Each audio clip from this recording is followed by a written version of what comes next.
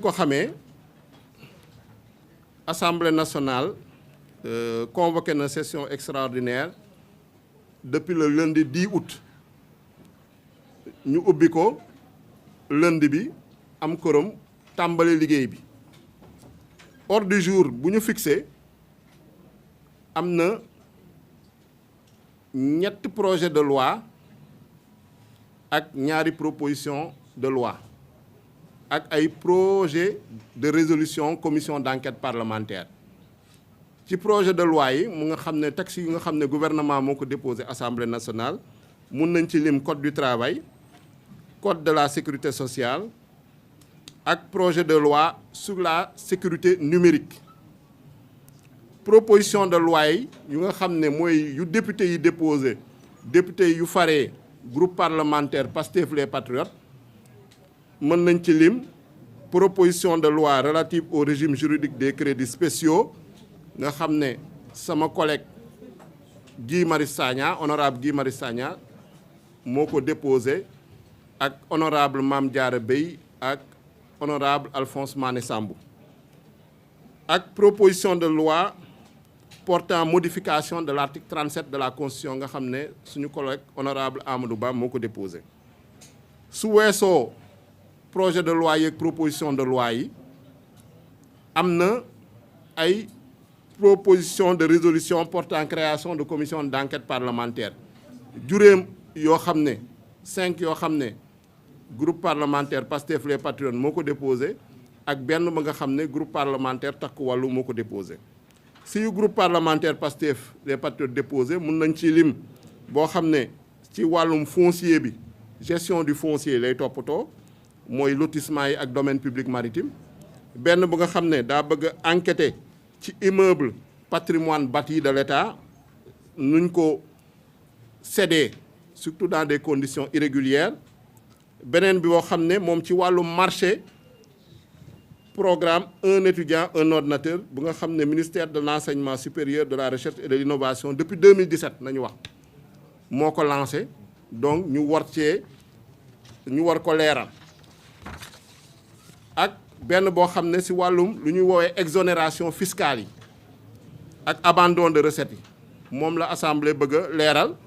ak lu jëm ci licence de pêche yi ci yan anam nañ koy joxe délivrance ak renouvellement depuis code de la pêche de 2015 donc ku dégg commission d'enquête parlementaire yi ngeen war a xam ne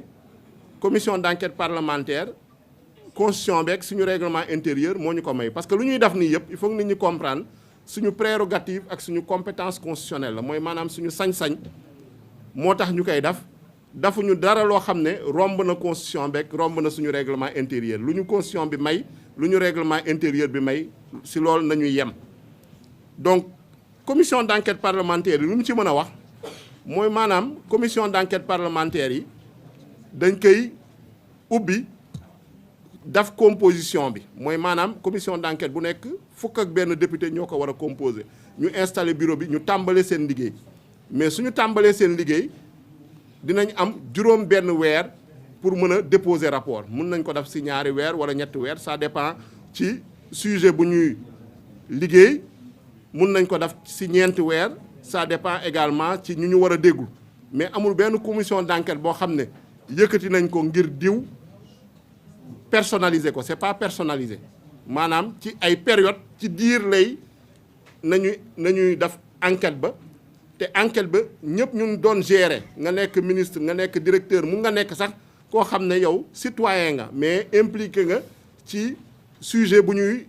maanaam enquêter ñu woo la déglu la daf ay audition yaakaar naa loolu mooy commission d'enquête parlementaire mais commission amul benn commission d'enquête parlementaire bu ñu yëkkati ne visé nañu ministre diw visé nañu DG diw donc loolu il faut mu leer ci bopp nit ñi te yaakaar naa liggéey bi commission yi majorité bi dana fa nekk groupe parlementaire Pastef les Patriotes mais également opposition bi ak non inscrits itam dañuy bokk ci commission bi donc amul commission yi dañu war a tëddee njaaxaanaay amul benn parparloo amul benn parti pris maintenant si lu des ci projet de loi yeeg proposition de loi bu ci jiitu commencé nañu liggéey bi parce que bu ñu ubbee session extraordinaire bi lundi mercredi nañu commencé commission yi ñu commencé ci projet de loi portant code du travail ak code de la sécurité sociale bu ngeen ko fàttalikoo ay projet yoo xam ne examiné woon nañ ko ba mu dem séance plénière mais bu ñu yeggee séance plénière ñu gis ni code du travail bi juróon na coow parce que dafa amoon disposition boo xam ne daf cee nekkoon mu jëm sur les contrats de travail à durée déterminée CDD syndicats yi ne bu ñuy modifier durée CDD yi ñoom yëguñu ko donc dañu ñaanoon assemblée nationale mu surseoir à l'examen de ce projet de loi pour ñoom ak gouvernement bi ñu mën a waxtaan trouver un terrain d'entente donc moo taxoon jamono jooju avant fin clôture session bi avant le 30 juin ñu renvoyé woon projet de loi boobu en commission donc loolu doon décision boo xam ne groupe parlementaire bi ak président de la commission des lois à l'époque maître Abdoulaye Tall moo ko jëloon donc projet boobu projet yooyu nañ doon saytu ci session extraordinaire bi si loolu lañu tàmbalee donc balaa ñuy dem ci examen projet de loi bi recevoir oon nañu les centrales syndicales ñun suñu groupe parlementaire Pastef les Patriotes notamment le front syndical pour la défense du travail nga xam ne centrale syndicale yëpp a ci ne ñu waxtaan ak ñoom mooy mardi bi ñu wax ñu seen doléance ak seen préoccupation ñoom maanaam lan nañu d'accordul ci code du travail bi lan nañu d'accordul ci code de la sécurité sociale wax tamit seen ñàkk waxtaan bu ñu am seen diggante ak gouvernement bi ñu ne maanaam amul avancé ñun itam ñu ne leen de toute façon comme que gouvernement bi moom dina ñëw commission mooy maanaam le ministre du travail et de la fonction publique su ñëwee itam nañu déglu version am parce que du ñu doon ay nit benn nopp rek donc bu gouvernement bi ñëwee moom itam joxe na version am mais ak lu mu munti demee biir commission député yi en tout cas ñaan nañu gouvernement bi ñu delluwaat ci disposition bu nga xam ne mu si CDD bi bu nga xam ne moo nekk ci code de 1997 bi actuellement mooy nga xam ne mooy le code en vigueur muy maanaam CDD warul dépasser 2 ans te benn yoon rek nañ ko mun a renouveler su fekkaat dafa war a amaat beneen renouvellement CDI lay nekk parce que loolu la syndicat yi ak syndicat de travailleurs yi doon laaj gouvernement bi nag nee na lu tax ñu yokkoon durée CDD yi mayaat beneen renouvellement mooy favoriser investissement yi ak jéem a jàppale également les employeurs ñu ne loolu yaakaar naa ne disposition actuelle bi maanaam kenn remettre ko en cause donc su fekkee dañuy bëgg a tamit favoriser l'emploi on ne peut pas être plus royaliste que les rois mooy maanaam dañu def loo xam ne travailleurs yi moom nañu bëgg moo tax am suñu benn collègue boo xam ne député bu déposé amendement boobu ñu adopté ko maanaam delloowaat article 100 bi fu mu nekkoon modifié waat CDD bi durée maximale 2 ans renouvelable une seule fois ñu soog a adopté le code du travail et le code de la sécurité sociale en commission te jàpp am nañu yaakaar ni suñu ñëwee en séance plénière tamit noonu lay demee su fekkee ni gouvernement bi changé wul position ci diggante bi donc loolu jaroon na leeral beneen projet de loi ba nga xam ne tamit saytu nañ ko moo jëm ci sécurité numérique boobu tam saytu nañ ko en commission muy maanaam projet de loi boo xam ne day jéem a teg ay motuwaay pour xeex lépp luy cyber attaques yi ak cybercriminalité boobu tamit am nañ saytu nañ ko en commission jox nañ suñu xalaat gouvernement bi gis nañ ci ay yenn insuffisance yi wax nañu gouvernement bi mu jël ci ay motuwaay daf ci ay amendement donc balaa ñu kaa adopté également donc bu weesoo loolu ñu ñëw ci proposition de loi yi comme ni ñu leen ko waxee ñaar la benn bi moo jëm ci modification de l'article 37 de la constitution beneen bi moo jëm ci proposition de loi relative au régime juridique des crédits spéciaux muy les fonds spéciaux donc bu si jiitu ci moom lay wax après ma may sama collègue Guy Marius Sagna mu wax ci crédits spéciaux yi puisque moom mooy auteur bi ci article 37 modification article 37 de la constitution bu ngeen di fàttaliku dafa nekkoon ci ñun proposition de loi portant révision constitutionnelle bu ñu déposé woon examiné ko assemblée nationale ba adopté ko gouvernement bi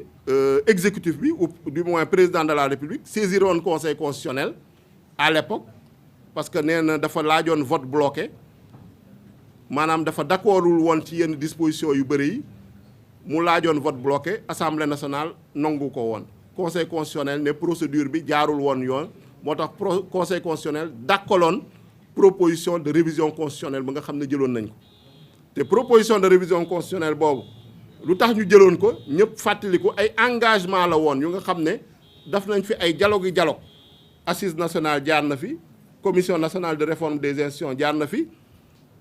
dialogue national sur la justice en 2024 daf nañ ko fi dialogue national sur le système politique en 2025 daf nañ ko fi donc daf nañ fi ay dialogue yu dul jeex ñu jàpp ni nag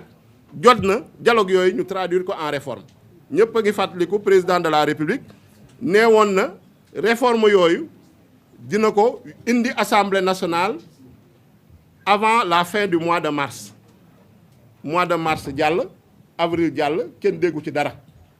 donc moo tax assemblée nationale ñun député groupe parlementaire yi jël suñu responsabilité jël suñu initiative déposer proposition boobu parce que ñu jàpp ni engagement yu nga xam ne moom nañu jëloon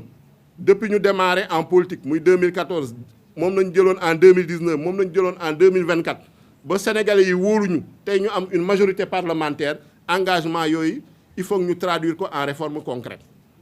mënuñu nekk ci ay dialogue yu dul jeex parce que sénégalais yi faluñ ñu pour ñuy dialoguer dialogue instrument la rek moyen la mais finalité bi mooy réforme donc réforme yooyu ça se traduit en projet de loi en proposition de loi soo ko indee assemblée nationale ñu adopté ko ñu promulguer ko mettre ko en œuvre loolu bu mu amee ñu ne quand même ñun assemblée nationale malgré conseil constitutionnel lu mu wax du ñu tàyyi suñu collègue Amadou Ba jëlaat initiative ne article 37 de la constitution boobu il faut ñu modifier waat ko parce que dafa nekk loo xam ne engagement la woon ci wàllum déclaration de patrimoine parce que soo gisee sax ñu gën cee insister dañu gis ni projet de révision constitutionnelle ba nga xam ne président de la république moom la publier woon partagé ko bu mu si laajee avis conseil constitutionnel dañu gisoon ni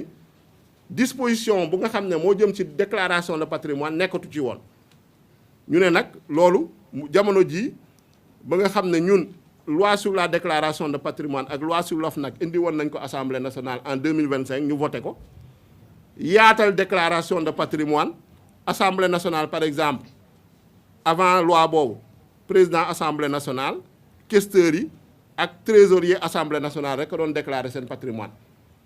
mais loi boobu buñ ko indee dañ ko yaatal boole ci tous les membres du bureau de l'assemblée nationale te gis ngeen ni OFNAC publié na récemment ñan ñoo déclarer seen patrimoine yaakaar naa ni pratiquement membre bureau assemblée nationale bi yëpp ñu bokk ci Pastef déclaré nañ kenn rek a ci déclaré wul kooku takku wàllu la bokk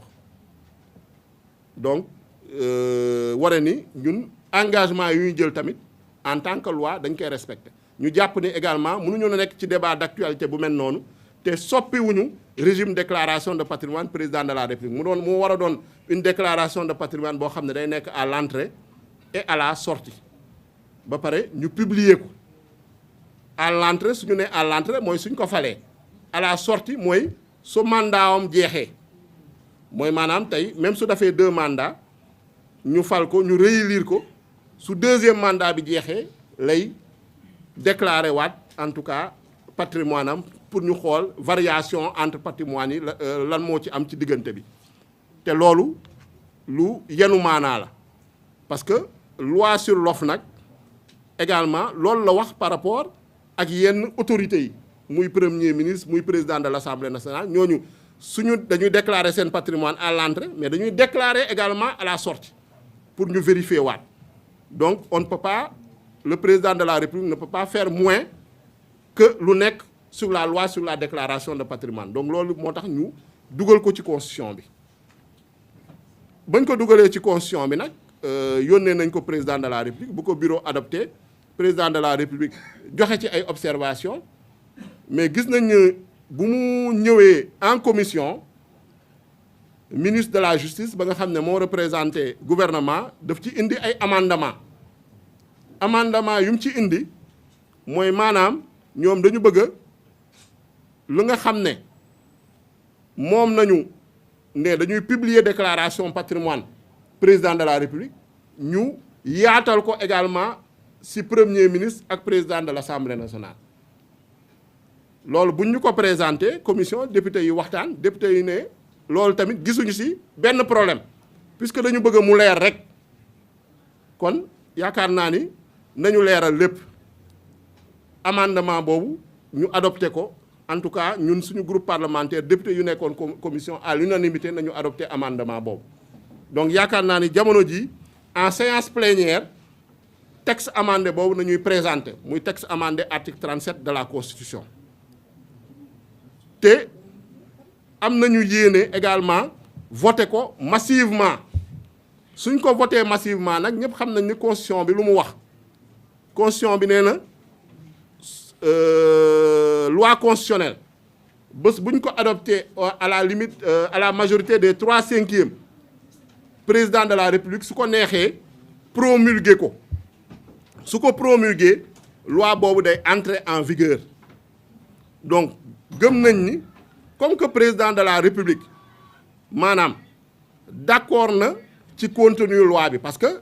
présenté nañ ko loi bi mu def ci ay observation am yebal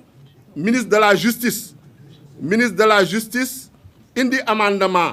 ñu dugal ñun tamit ñu d'accord ak amendement bi jàpp nañ ne assemblée nationale ak exécutif d'accord nañu léegi ci proposition de loi bi puisque intégré nañu amendement exécutif ci proposition de loi bi donc lu ci des su ko assemblée nationale adopté au 3/5 mais nañ ko promulguer yaakaar naa ni loolu moo jaadu loolu moo yenu maanaa comme dañu bëgg lu leer yaakaar naa ni nañ ko promulguer mu gaaw su fekkee assemblée nationale adopté na ko au 3/5 te ñun groupe parlementaire Pastef les Patriotes am nañu yéene adopté ko le plus largement possible au 3/5 su neexee yàlla donc jàpp naa ni foofu warul am parce que xam nga loi soo ko adopté au 3/5 balaa président di ko promulguer dina am juróom benn fan bu nga xam ne diggante boobu mën na am recours devant le conseil constitutionnel ñun nag amuñu yéene def recours te duñ ko def incha allah jàpp nañ tamit ne président de la république parce que intégré nañu ay amendement am yu mu indi woon en commission moom itam du def recours donc lu ci des jàpp nañ ni tamit opposition moom musul jël engagement ci lii muy opposition muy non inscrit ñoom itam jàpp nañ ni du ñu def recours su fekkee dañu bëgg lu leer su fekkee ni tamit kenn instrumentaliser wuñ leen wala utiliser wuñ leen maanaam ñu ne dañuy substituer au président de la république pour def recours donc su dee dañu def recours rek nañ jàpp nañu ay complice nañu bëgguñu lu leer bëgguñu maanaam président de la république déclarer son patrimoine à l'entrée et à la sortie loolu lay signifier clairement donc su fekkee bëgg nañu lu leer président de la république premier ministre président de l'Assemblée nationale déclarer seen patrimoine publier ko jàpp nañ ni kenn warul def recours ci loi bi puisque loi bi dialogue institutionnel am na exécutif d'accord na ci Assemblée nationale d'accord na ci donc recours warul am jàpp nañ ni tamit article 37 modifier benn disposition ci constitution jarul yóbbu référendum comme nu nga ko waxee yoon bu gën a gaaw a ngi nii mooy autoroute ba jarul jël outil rang-rang référendum rang-rang la parce que day yéexal mbir mi da koy diisal tamit autoroute baa ngi nii mooy promulgation après adoption au 3/5 donc référendum est-ce que